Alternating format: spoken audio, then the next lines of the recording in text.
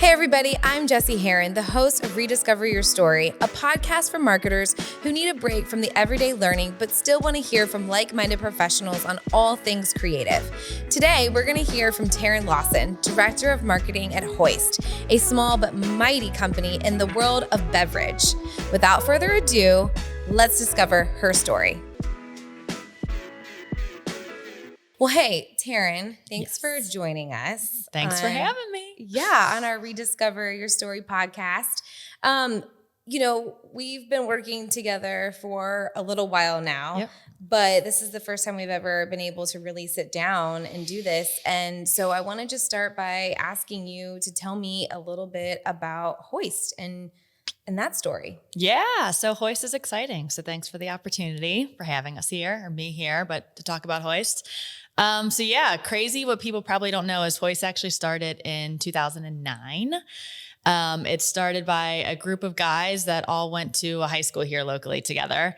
And one of their good friends was what they call a journeyman in the NFL. So he kind of like did special teams and bounced between teams. And one of the bits of advice that he told them is on the sidelines in the iconic orange jugs, they weren't drinking what you would think would be normally in those orange jugs. They were actually filling that with Pedialyte.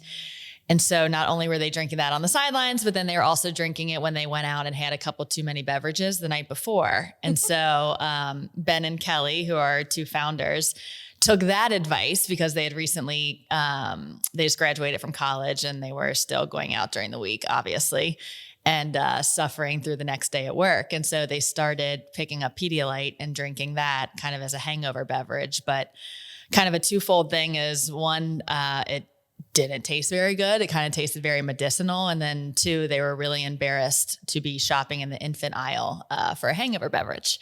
And so that's kind of, I think they were just kind of joking around, like, why don't we come up with a beverage that works and has the efficacy of like a medicinal formulation, but actually tastes good and isn't embarrassing to be carrying around and drinking.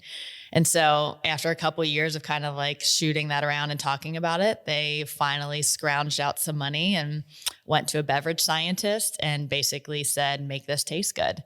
And that's honestly where HOIST began.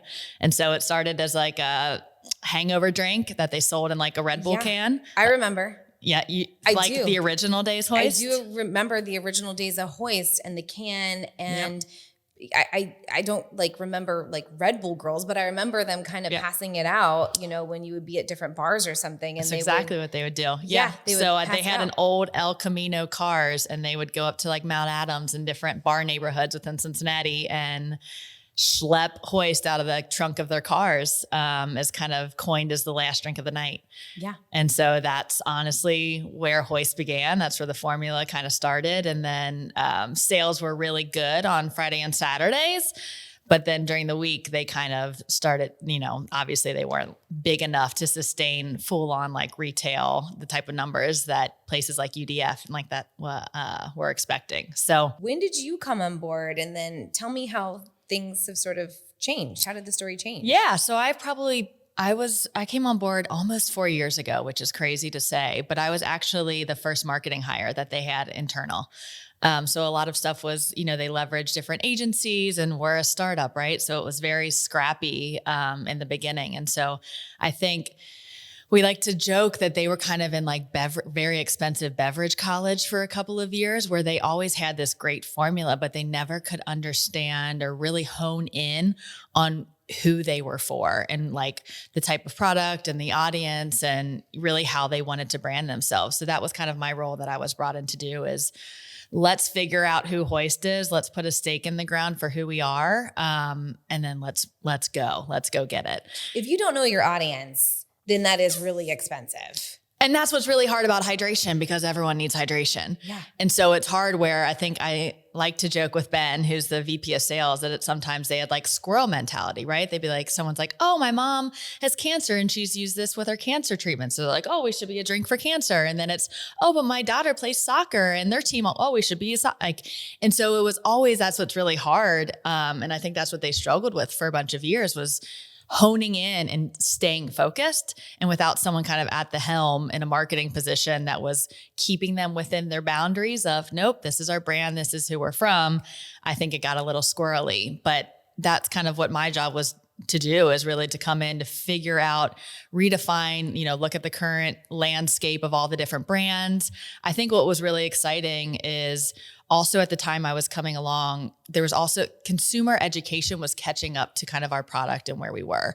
So I think the use of like a better hydration or premium hydration product 10 years ago, I don't think consumers were there yet. Yeah. So they were just drinking the Gatorades or they were drinking the sugary waters. But I think this kind of more healthier, better for you type products and better performance products were finally starting to like catch up at the time I was getting there. And so big brands like Liquid IV, some other brands like that were coming into the marketplace with bigger budgets to help really kind of start to drive that education that you're better than the 30-year-old antiquated sport drink formula that everyone's kind of been used to in the past. And so that was also a really exciting time, as like the consumer trends were starting to change and retailers were finally starting to wake up as, okay, there can be other options than these two main competitors just owning 90 feet of a retail aisle within a grocery store. There's more room on the shelf for some other players. And people are looking for other options. And I think the cool thing is and that's kind of one of our biggest selling pitches is to retail, is you've seen this happen in energy. So for the longest time, Red Bull dominated the energy category. And now with the addition of things like Ghost and C4 and Alani Nu, there are customers out there that, yes, they all want energy, but you can find and target different people and create products. And so basically, that being said, at that same time that I kind of started is when the fruition was coming through the work that Ben put in to get approval from the U.S. Department of Defense. So just to give you a little bit of background on what that is and where that came from is, so we are one of 3 beverages actually approved by the United States Department of Defense to hydrate our U.S. service members stateside and globally. So what that means is it's not them buying it at a convenience store or a commissary on base. It's when they're in the field and training or when they're deployed. But then we also didn't just stop there. We wanted to make sure we kind of up the ante. So they had been given old antiquated sports drinks since the 80s. And so when we came in, we're like, we just don't want to replicate someone else's formula. So we decreased the amount of sugar that they were getting in their product and also increased the amount of carbs, the amount of electrolytes. So brought a better product to the marketplace. And so that's something we're really, really proud of. Well, and I was going to say, you kind of are creating beverages for those who, what was the tagline? Sort of live exhausted, right? Yeah. So you're doing it for the people who live exhausted. But again, I think consumers are much more educated. So kind of talk about, the way, what is it? The perfect osmolality, right? Is that how it is? Kind of talk about that a little bit and how do you educate your consumers? Yeah. So basically what we like to say and kind of on our bottle is we're IV level hydration. So this is where video actually plays a really cool part in it because it's kind of a longer story to get people to understand. But basically, so have you ever chugged like a water or a Gatorade and then you get that like really disgusting, sloshy water belly feeling? You kind of like cramp up. When you chug like a water or you chug like a really sugary sports drink, it basically has to sit in your stomach and pull either stored electrolytes or water into your belly to be able to get it to that right osmolality to be able to have your body actually digest it. So that kind of causes a delay in hydration. And so what HOIST was formulated for is it has the perfect balance of water, electrolytes, and carbs. So your body doesn't have to actually like digest it.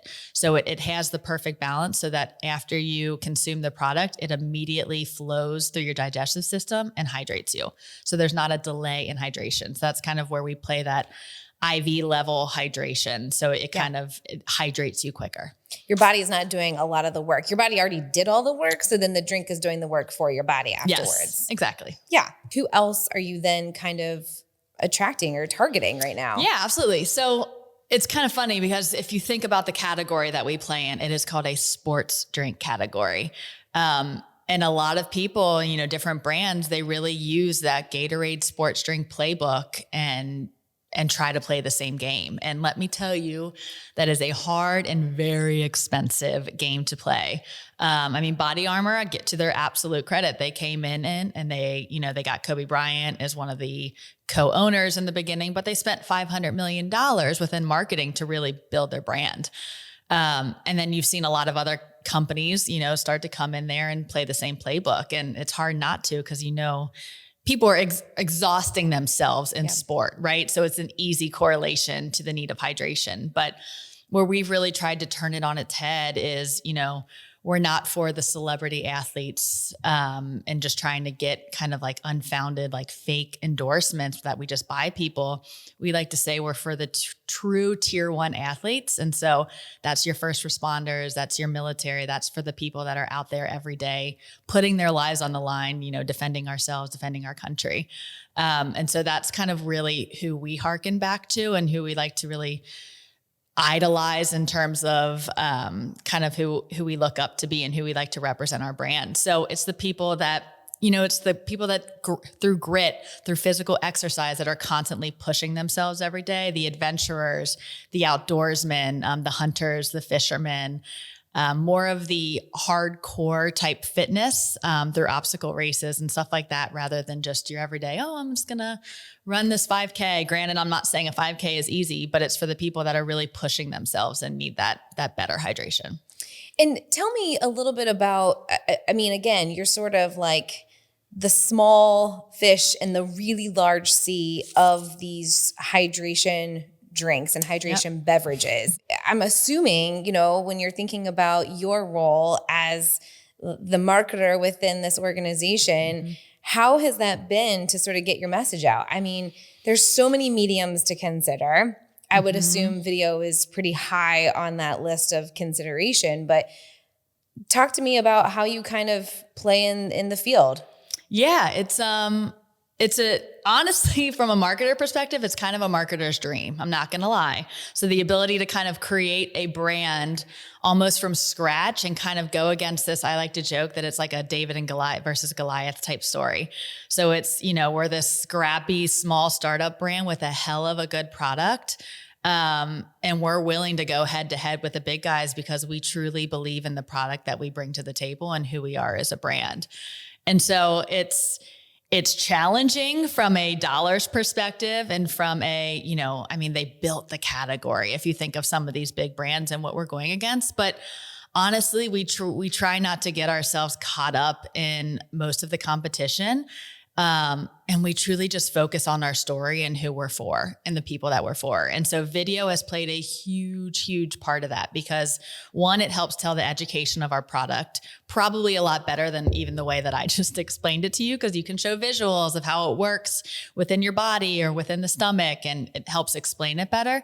But then also it tells the story of our audience. And I think that's what's so unique and so different from like a lot of just, buying Serena Williams or buying LeBron James and putting them on a TV ad, drinking a product. It's just not authentic. Right. And so that's, you're not the Jennifer Aniston brand, right? Right. Yeah, exactly. Right. And so I think that's what's been the most fun from like a marketing perspective.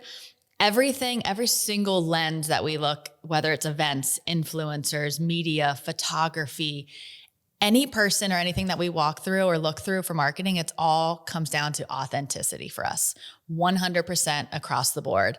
And so like, even like when we're talking to new influencers or we're talking to new partners or brands or events, before we get into any conversations on money or what the product is about, we send them product right off the bat. And we say, hey, we're just going to send you a case, do what you do, put it to the test, and then let us know after you try it and we'll jump on a phone and call. And it's like, it's almost like that's the most important thing to us. And especially in this day and age, if you look at social media and the content that goes out there, people can see through everything. Yeah. And so for it to work with us and for us to spend our money behind different influencers and people that we want to partner with, like we need them to believe in the product too. And so it's kind of like, hey, if it didn't work for you, or it might, the formulation might not like fit up with your lifestyle, that's totally fine. Like, best of luck to you, right? Like no hard feelings or anything like that. But we don't want partners or people that don't believe in the product or don't understand what it truly brings. And so that's been really important to us, because then when we do testimonial videos with influencers, or when we do different events with content partners, it's authentic and people see that. And so I think, again, with the kind of David versus Goliath story is, our founders have been with us since the beginning, and they're fantastic people, but they're not the face of our brand. And I think that was a very key strategic decision that we made, is our founders isn't who the brand is. It's who the people are, who our brand is. And so we want to enable and inspire kind of our audience and our influencers and our people to be the face of our brand versus any of us internally. And I think that that's really cool. And one of the things that I will say, just based on experience and working with you and with HOIST, is I think it was probably our first discovery meeting that we sat down, and you and Rachel came here, you brought the product. And I think, to your point, if we didn't understand your product, how are we going to help market HOIST? Yeah. If we don't like it, how are we going to really put in that true effort? Because again, every dollar counts, right? So, and video, it's not the least expensive probably line item on your marketing budget worksheet. Right. But it's one of those things where everybody here was, okay, what is this? How does it taste? What's the brand? How do we get more intimate with the brand so that we can help tell that story better? And I think that made all the difference in the world. So I can only imagine with your influencers, they're actually doing that. They're living exhausted. They're needing that IV level hydration. Yep. And so tell me about the kind of content that you're sort of getting. I mean, this sort of consumer generated content that you then get to reuse, and you have this whole library of, right? Yeah. So a girl on our team, so Allie Hall, so she is actually down in Alabama. So you guys can check out her handle. She's Allie from Alabama. So she handles all of our social media marketing and all of our influencer marketing. I love how when you say Allie from Alabama, you quickly go Southern with She's my favorite person in the world. I love her too. Yes. Yeah. But so funny enough, so she was actually, we found her and she was one of our influencer partners before she ever became a full-time hire at HOIST. And so her and her husband are avid hunters, and then they're avid noodlers. Do you know what noodling is? I only know because you told me, and this is pretty fun. Yeah. So it's basically when you're down in the South, it's illegal here in Ohio, in the Ohio River, which who would get in the Ohio River and fish with your bare hands. Time out. It's illegal in Ohio to noodle. Yeah. Had no idea. Okay. So basically what you do is you dive underwater and catch catfish with your hands. And then you fling them over your shoulder, and then you weigh them, and then you set them free. So it's not like they catch them. Like they usually just set all of them free, but it's kind of a fun sport down in the South to catch fish with your bare hands. But that's how we found her. And she was really big into a lot of hunting. And so when we were really starting to explore getting more into, because, sometimes with people with hunting, like they go elk hunting, they're hiking 4, 5, 6 miles with big packs on to go and find that perfect hunting spot. So they really need hydration. And she tells a great story that she was 6 or 7 months pregnant. They were out elk hunting, and a HOIST basically saved her life because she was extremely dehydrated, had a really bad headache coming on, and she sat down, took a break, and chugged a HOIST, and she was able to kind of keep going on her way. But so her job is really to manage all of our social media and influencer marketing. And I think that was probably one of the best decisions that we made, was hiring for that role for someone that's already actually won themselves. So they really understand, she understands how influencers work, what expectations are, and she's able to kind of look at their audiences and look at the engagement to understand and really, understand how much of it is bought versus how much like authenticity is within even the audience and the people. And I find it to be, there's just this cloud of mediums, right? Especially when you're thinking about video content, which is what people want. I mean, when you're talking about this beverage brand, I'm assuming that a lot of the engagement is through a lot of that just like super easy consumable content. So a lot of those videos. And so there's Facebook, there's Instagram, there's TikTok. Like how do you even just kind of put a strategy behind that? That just feels like a lot of things to tackle. It is. And I think the the kind of even harder thing I think for today for marketers is you have to craft all of your content specific to the medium. So I remember back in one of my first jobs in my career, I worked for a digital agency for P&G, and everything was centered around that 30-second spot, right? So the big AOR would develop this 30-second spot. Then you would translate that. What does it look like for PR? How do we push this out in digital? And today, yeah, I mean, it's still to an extent from a campaign idea perspective, you still follow that narrative. But it's so much harder from a content creation perspective for marketers now, because you really have to craft content per medium. Because if, like for TikTok, for example, it's much grittier and it's much less produced, right? So if you create a piece of content that is highly produced, consumers, when they see that kind of come through their feed, they immediately indicate that as an ad, and then they keep swiping. So it's like you really have to pay attention to the different types of content and the quality, and really either find influencers or content creators that are experts within those specific mediums. That's where we've had a lot of the most success, rather than us trying to create our own content all the time.